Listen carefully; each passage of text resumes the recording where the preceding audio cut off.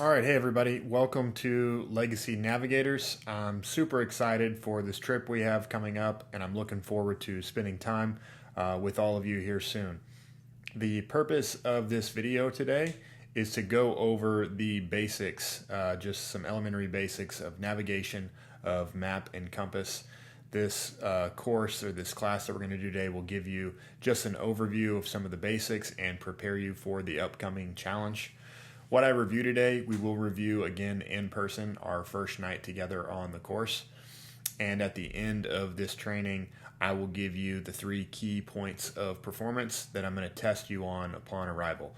I'm not just going to throw you to the fire. I will review all of this again. I'm really not like trying to get anybody to fail. I'm just encouraging you to please pay attention to what we cover today so that you can be prepared in person. So let me give you a quick rundown of what we're going to cover in the course. First, we will go over some navigation basics, like real basics, like the Earth is a globe. Sorry to disappoint anybody if you thought otherwise. The Earth is not flat. The Earth is a globe. And we will talk about the difference between grid north and magnetic north. Then we'll get into the map. We'll talk about some of the basics of a map, the legend and scale of a map. We're going to talk about the MGRS, Military Grid Reference System. We'll talk about declination, which is in our map scale, and we'll talk about contour lines for topography, which is going to help us so much when we're actually out there in the field.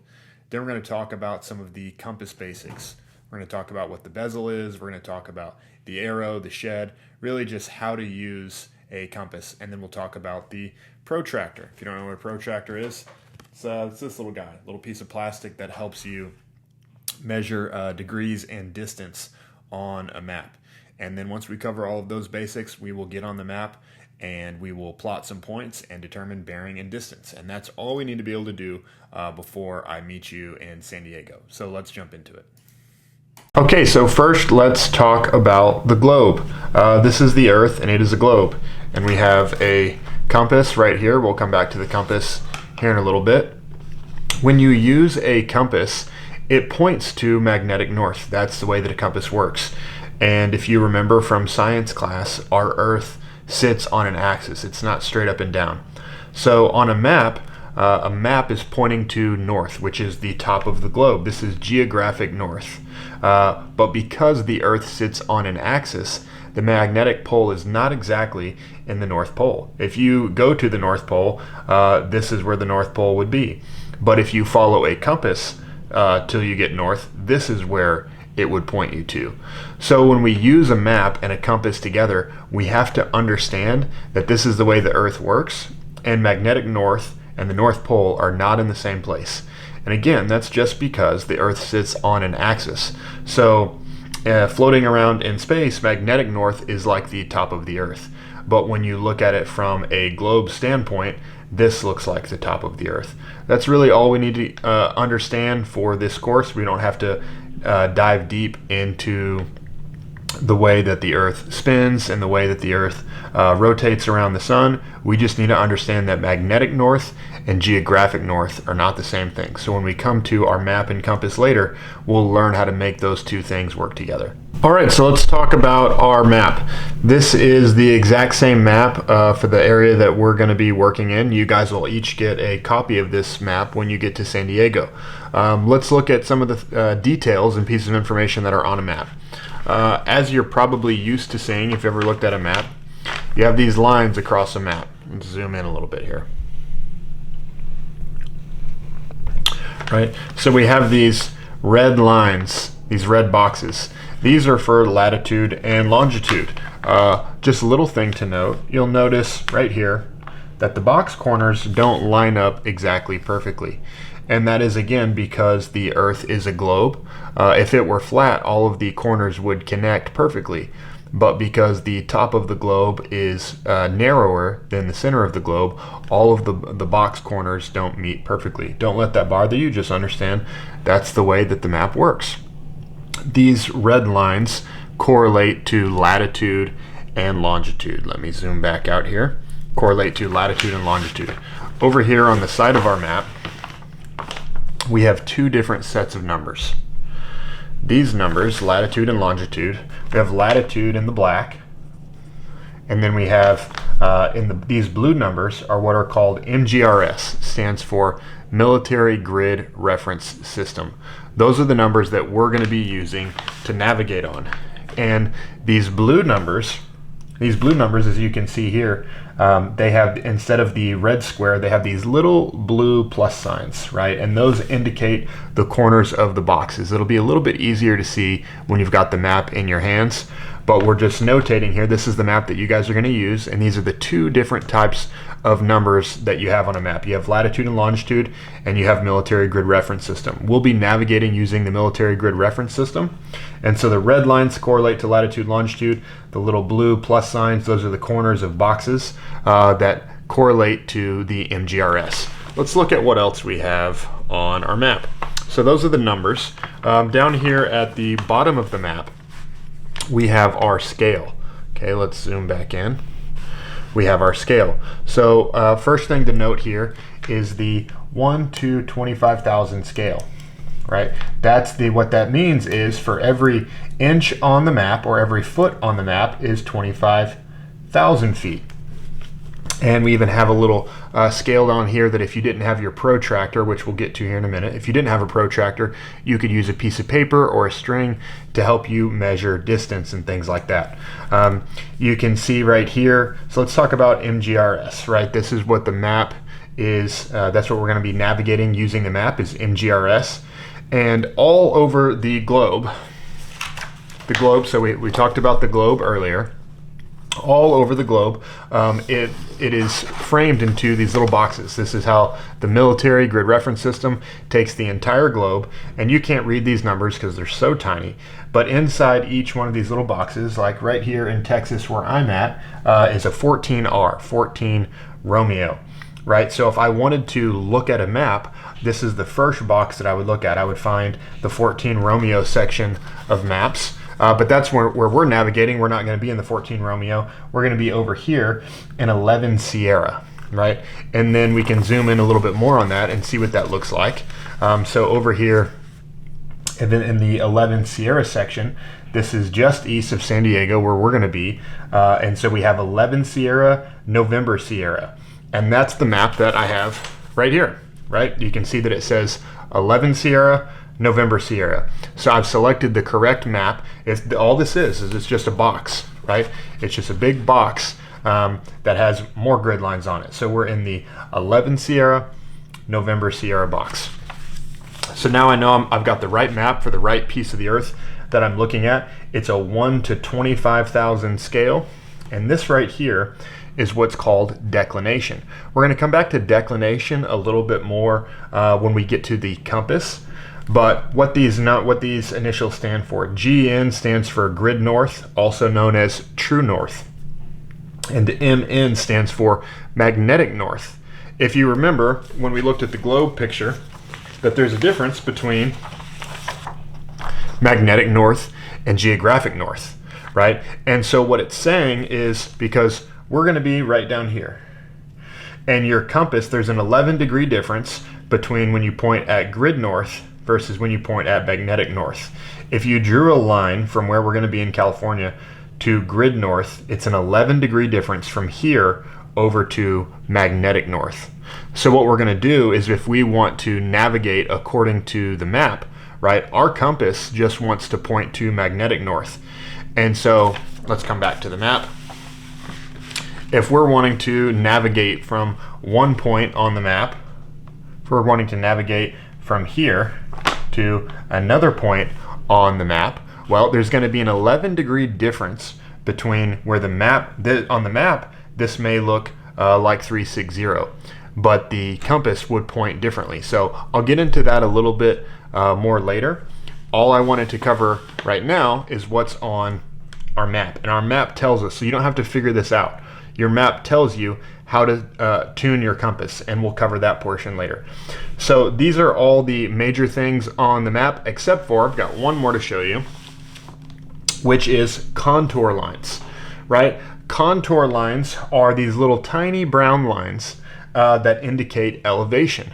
And right here where my pencil's at, you'll see a dark brown line. And again, these things will all be easier to see when you come on the course, and we're going to review this together, but this is just a chance for you to hear it multiple times. You can re-listen to this, kind of catch some of these little pieces before we spend time together. So these dark brown lines are called an index line. Every fifth line on a map for contour lines is what's called an index line. And so sometimes contour lines are 20 feet, sometimes they're 40 feet, sometimes they're 100 feet. It really just depends on how much topography is on the map. That'll really determine the way the contour lines work.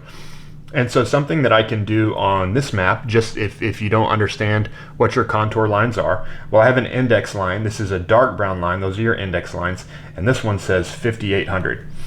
And then I can go to the next line. The next contour line is 6,000. So if I count those lines, I've got 1, 2, 3, 4, and 5. Right? So I have 5 contour lines, and that's the next line. Every 5 contour lines is an index line. So I have the next index line, which is 6,000 feet. So if I have 5 contour lines between 5,800 feet and 6,000 feet, that means that every contour line is 40 feet. So when I'm looking at this map, I can see, at this point, I'm at 5,800 feet. If I go up to the next line, I'm at 5,840 feet. So when we begin to get out on, what this allows you to do is just looking at your map, you can see where the hills are. You can see where it's kind of steep. You can see where it gets extremely steep. Certainly over here in this portion, we won't be over here, but you guys will see this when you come out to the course. It's extremely steep over here.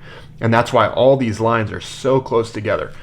And so what these little brown contour lines do is they just help us understand when we're looking at the map without being there in person, how much terrain is there. Is it flat, right? Let's look at a flat portion. If I come over here to the Laguna Meadow, which we'll be spending time there, right? If I come over here to the Laguna Meadow, there's one brown line across this entire area. And so that means this area is pretty flat. Right next to it, you can see all of the hills. So these are the main pieces of information that are on a map.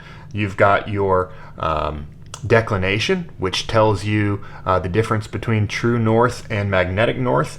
You've got your number system, which is around the outside of the map, helps you understand what box you're in. And then you have your contour lines. So these are the key pieces of information that are on a map. Okay, now let's look at our compass. This is exactly like the compass that you guys are going to get and use on the course. So this will look very familiar to you. Let's cover a few different pieces of the compass. First, we have our rotating bezel here. This bezel turns, right? The next, and really the most important piece of the compass, is the red needle. This red needle that you see in the middle, right? Notice my pencil is metal, and I can get this needle to move a little bit because that's the way that it works. It responds to the magnetic field of the Earth. And what this red needle is doing is it's pointing at magnetic north. Remember from the illustration earlier, there's a difference between magnetic north and grid north, but this needle is pointing at magnetic north. And if I want to know the direction that I'm pointing, right? So on this compass, we have a few arrows. We've got this indicator line up here, and we have this indicator arrow right here. So this is the direction that the compass is pointing, okay? And if I want to know what bearing is the compass pointing right now? Well, the other piece on this compass is called the shed. This little red arrow box you see in here, it moves with the bezel. When I rotate the bezel, the shed moves with it. And so if I move the bezel until the shed is perfectly underneath the north-seeking arrow, then now that'll tell me what degree I'm facing. And so this is about 344, 343 degrees. And so that's the direction that the compass is pointing right now.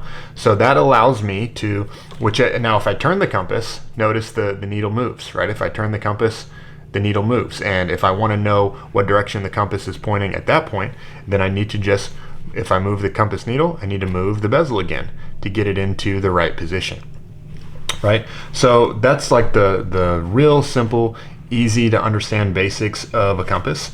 You have the needle, you have the shed, and you have the bezel. Also on here, on this compass, is some units of measure. I have centimeters. Sorry, I have mile over here in scale. I have inches over here. And I also have a scale for 1 to 50,000 or 1 to 24,000 down here at the bottom of my compass. You would use that with whatever map you have.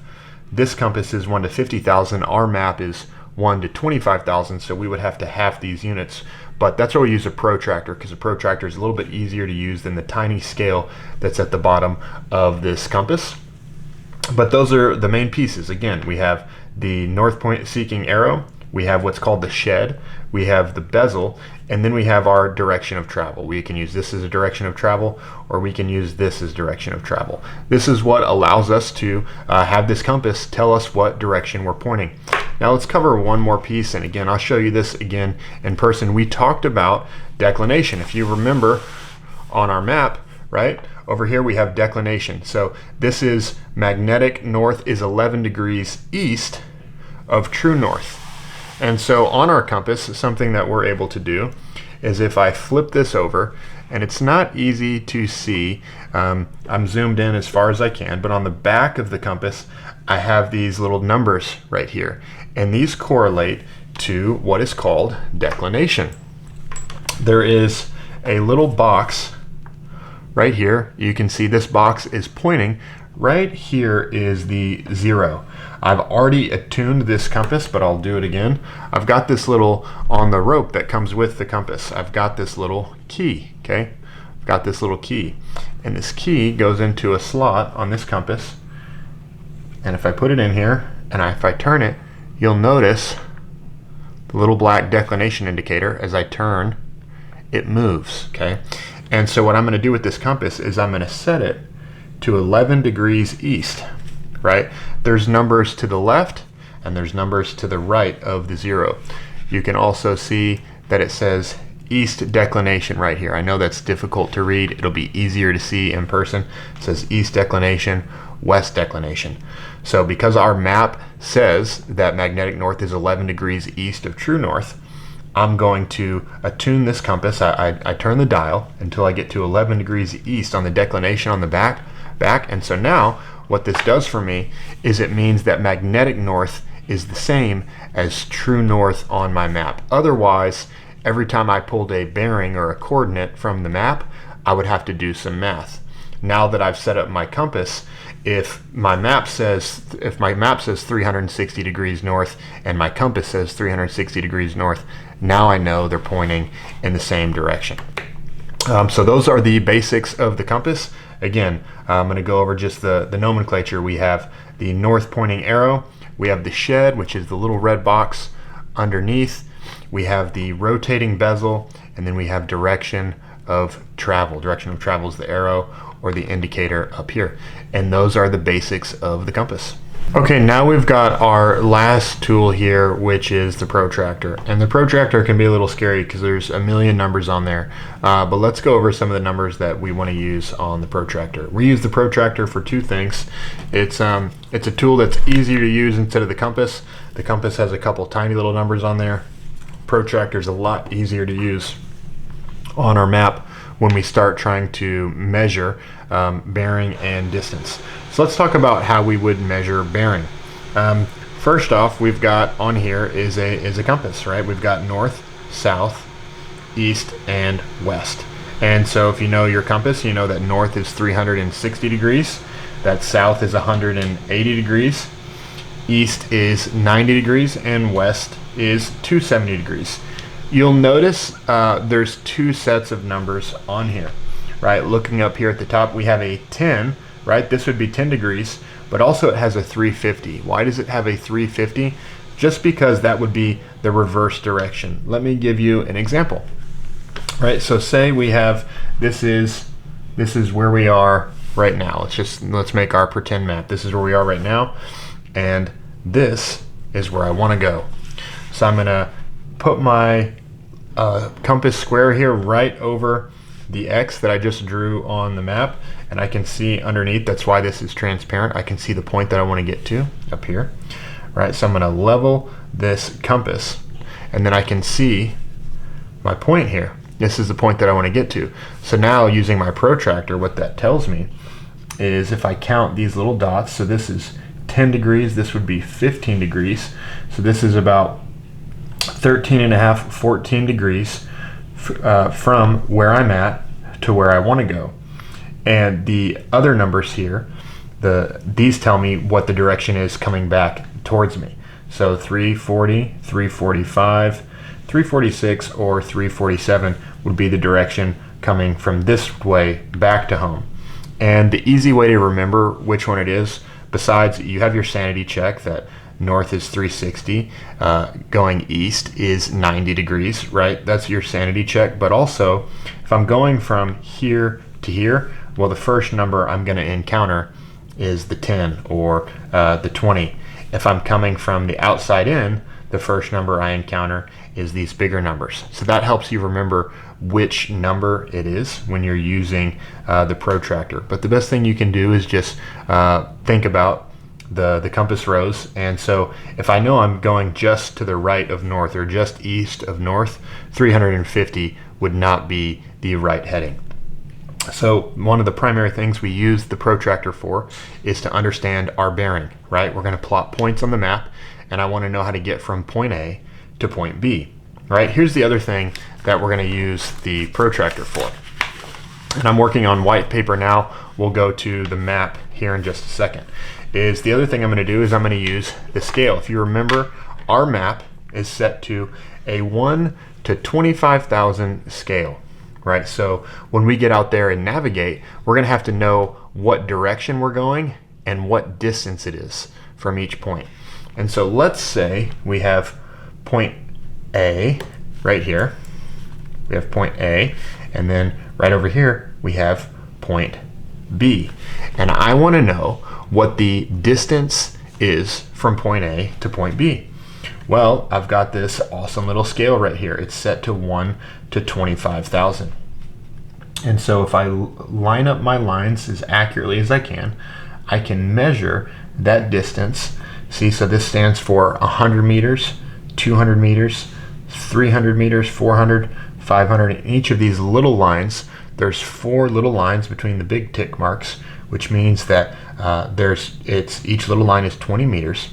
And so this looks to be around 520, maybe 530 meters on a 1 to 25,000 scale as the distance from A to B.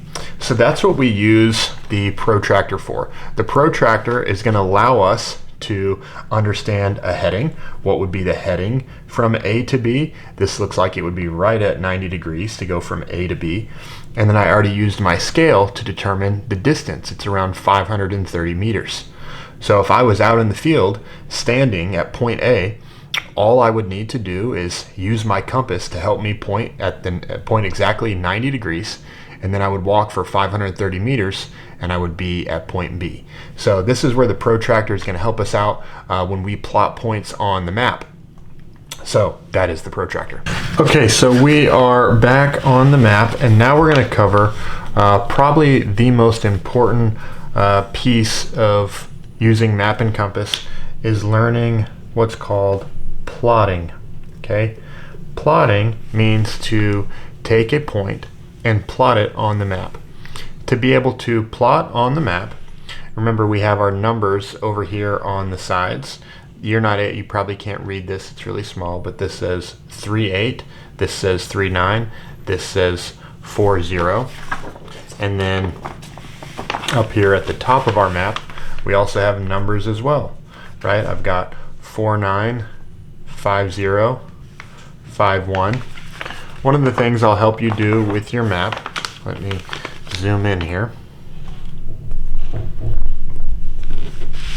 One of the things I'll help you do with your map is label your boxes. And so, meaning, right here I've written 5138.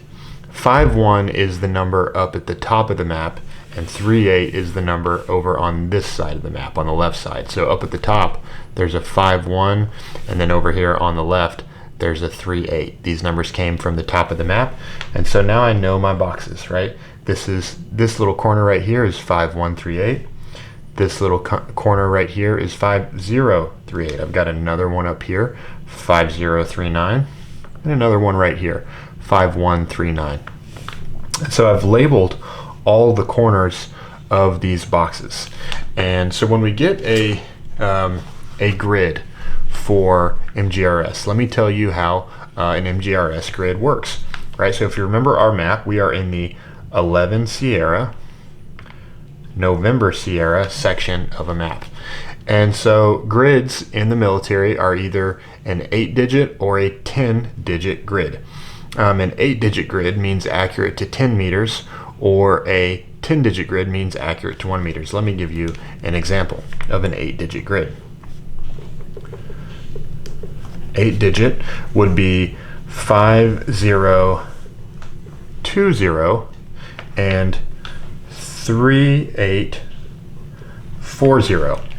Right, so I could take these numbers right now and plot them on my map. And this grid would be a 10-meter box, right? The point that this takes me to on the map would be a 10-meter box. It's not a precise point. We'll only be doing 8-meter grids in this course because we don't have fine enough tools to measure down to 1 meter. I could refine this to a 10-digit, to an even more accurate point, and make this 50205 and 38401. That would be, this is in the same place as this. This is just more precise of a point. Right? So what we're going to be able to do with our scale is, see, this is 100 meters, and then the little marks in between are for 20 meters. And so it'd be really hard to estimate down to the single meter. We're going to try to estimate by tens of meters when we plot points. Let's start by coming to our map here, and we're going to pick a point and then try to determine what the grid is. What would be the 8-digit number that represents this point on the map. So we're going to take this little point up here at the top of the map, right? We're going to take this point up here at the top of the map. And so I've measured out my box. This is 5038 down here and 5039 up here. So that means as I'm going up, I'm counting from 38 to 39. The 4-digit grid here would be 3800, and up here it's 3900. And then as I'm going from top to bottom, I'm counting from 38 to 39. Halfway in between 38 and 39, this is 3800, this is 3900. If I took half the distance between 38 and 39, it would be 3850. Okay, and then going from left to right, this is 50 and this is 51. So half the distance between 50 and 51 would be 5050. These boxes for MGRS, it's really simple. They're just 1,000-meter boxes. And so if we pull out our scale now, right, that is, it's 1 to 25,000, it matches the map. What I can do is I can just test it really quick. And yep, right here, if I put the protractor from the corner of one box to the corner of another, it's exactly 1,000 meters. Right, so what this allows me to do is tell the difference, you know, from 38 to 39, or from 51 to 50. I can measure that distance. So now for us to measure the distance or to determine the grid for this point at the top of the lake, down here I'm counting from 38 to 39. So and this way I'm counting from 50 to 51. So I'm going to do that one first. Let's determine what our left to right number here is, or east to west number. So I'm going to line up the protractor right with that little blue square. And I've got my numbers here, so I've got it turned sideways, but this is 100 meters, this is 200 meters. If I'm looking at it, the 2 looks just a little bit to the right of the top of the lake, right? The 1, you know, that would be over here somewhere, and the 2 looks like it would be about right here. So I'm going to take this line and I'm just eyeballing it. You can also move it up. You just got to make sure that your protractor is parallel. And again, we'll go over this in person. I'll help you get this right, and we'll practice a lot of this. But this looks like about 5018, right? 5018, because I measured that from my protractor. It's 50 counting up, going from left to right, and it was about 180 meters, right? So I can record that point, right? We're gonna see what the point is for the top of the lake. So I've got 11 Sierra, November Sierra, 5018. Now I need my north to south, so let's do that one. So I'm going from 38 to 39, going from south to north. So again, I'm going to double check my scale, right? I've got the 1 to 25,000 scale that matches my map. I'm going to put the very corner. You have to be very precise, right? Because if you're not precise with these measurements, then your points can be off by 30 or 40 meters. And then when you're trying to find your point, you're going to be off by 30 or 40 meters. So I've got it right down here in the corner, and I've got a 6 right here and a 7 right here. The 7 looks like it's just above the top of the lake, so I'm going to call this about a 6-8. So this number would be 3868. So I've got 11 Sierra, November Sierra, 5018, and then I just recorded this 3868. That would be the grid that I just measured for the top of the lake. And I have, let's just go ahead and check this really quick. I've got an app that allows me to use MGRS. And if I zoom in here and put the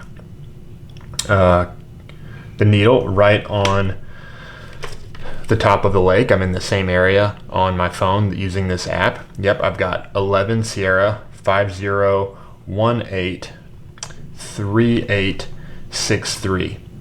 So very close to what it shows on the satellite, and truthfully, it's probably dried out a little bit since this map was first recorded. So the lake was a little bit bigger probably when this map was made. The satellite photo is showing the lake has dried out a little bit. We're right, but the good part is that we're right there where we need to be. So that is how you plot a point on a map. We will do lots of practice plotting together until everyone gets this right. Okay, so that is plotting. Okay, so we just covered plotting. Plotting is super important. We'll do lots of practice on plotting. And so the last thing we need to cover is if you can plot correctly on a map and do pace and bearing on, or distance and bearing on a map, then you're in a great place. And that's really what we're gonna review and go over the first night that we get to the house that we're all together. I'm gonna test your ability to plot on a map, and I'm gonna test your ability to do bearing and distance. And so let's practice bearing and distance now. So we've got point A here on the map, and then let's pick another point over here. Let's call this down here in the middle of Laguna Field. Let's call this point B, right? So I've got point A up here, and then I've got point B down here. And so to understand the distance between them, I've got my scale. And so I need to make sure that I'm using, see it says 1 to 25,000, and that's what our map is. Our map is 1 to 25,000. So the best way to do this is to draw a line. If you have a tool, you can also use the edge of your compass. I'm just using a ruler because I have one, but you can use the edge of your compass. All right, I'm going to draw a line from point A to point B. Now I'm going to set my scale of 1 to 25,000. I'm going to put it right here at the edge. And if you notice, I've run out of room and I haven't made it from point A to point B. Right, I've got 1,000 meters here, but I haven't quite made it to point B yet. So what I'm going to do here is I'm going to do a little pencil mark on my line where 1,000 meters is, right? So I made a little pencil mark on my line. I've got my scale lined up from point A going towards point B. I've got 1,000 meters right here, a little pencil mark. And then I'm going to measure that remaining distance. So Now counting this way, this is 100, 200, about 200, and I'd say 60 meters. So it's 1,260 meters from point A to point B. Now I'm going to do my bearing, okay? Bearing from point A to point B. I want to make sure that, if you notice this line going through the protractor, and I've got the red lines on the map as well. Those red lines go exactly north to south, and so to make sure that my compass is straight up and down, I'm going to try and get these lines as parallel as possible. And so now that I've done that, I'm going to look at where point B is down here. I'm going from A to B, so I'm going to use the little numbers on the inside, and this looks like 130 is right there, 140 is right here. This would be 135, so let's say 136 or 137. So 1,260 meters is the distance, right? And then the bearing is 136 degrees. So now if I'm standing up here at point A and I want to get to point B, I can pull out my compass and point it right at point B, point at 136 degrees, and I know that it is 1,260 meters. Now let's use a little bit of common sense here.